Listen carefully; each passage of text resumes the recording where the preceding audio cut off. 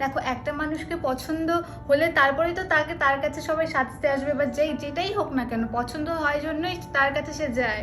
তাই তো।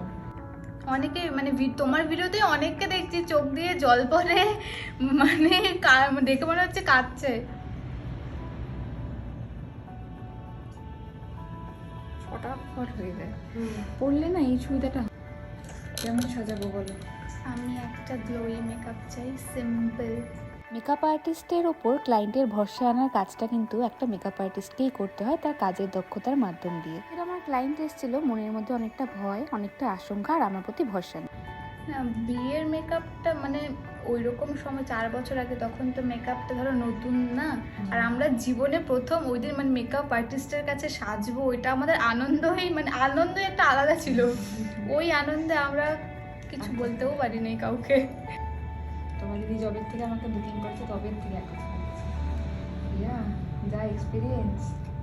আমার তো সাজতে ভয় করে, আমি দাঁড়াও আমার কাছে একবার সেজে না, তারপরে ভয়টা কেটে যাবে। তাদের মন থেকে তাদের পাস্ট এক্সপিরিয়েন্স দূর করার জন্য কিন্তু প্রচুর পরিশ্রম করতে হয়, প্রচুর ভালো কাজ করতে হয়। আমি যখন আমাদের কোনো সাজার প্ল্যান ছিল না, তখন আমরা ভাবতাম কার কাছে যাবো, তখন আমি আগেই বলেছিলাম যে রিয়াদির কাছে বলতে পারিস একবার।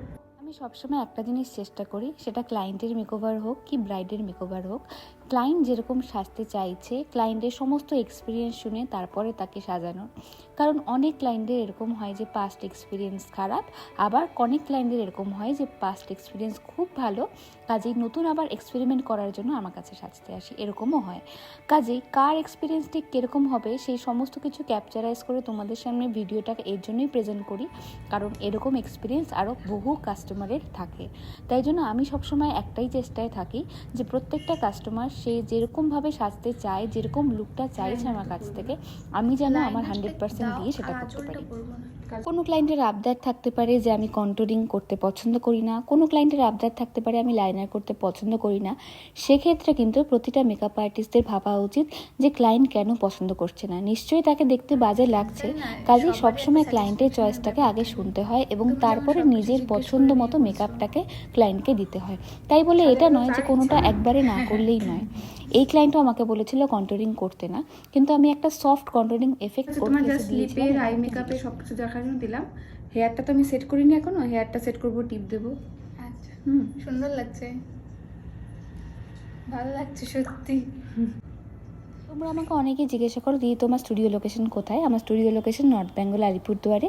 তোমরা যারা সফট পার্টি মেকআপের জন্য বা সুন্দর গ্ল্যামারাস পার্টি মেকআপের জন্য আমাকে বুকিং করতে চাও বা ব্রাইডাল মেকআপের জন্য বুকিং করতে চাও, তারা সবসময় আমাকে স্ক্রিনে দেওয়া এই নাম্বারটায় যোগাযোগ করে নিও। এটা আমার WhatsApp number plus calling number. এই নাম্বারটায় যোগাযোগ করে নিয়ে তোমরা তোমাদের স্পেশাল ডেটটা বুকিং করতে পারো। এবং আমার আজকের এই মিষ্টি ক্লায়েন্টকে দেখতে কেমন লাগছে অবশ্যই কিন্তু জানি। বলবো হ্যাঁ একদম সত্যি, খুব ভালো লেগেছে। পছন্দ হয়েছে তো তোমার? হ্যাঁ, আমার নিজের তো খুবই পছন্দ হয়েছে।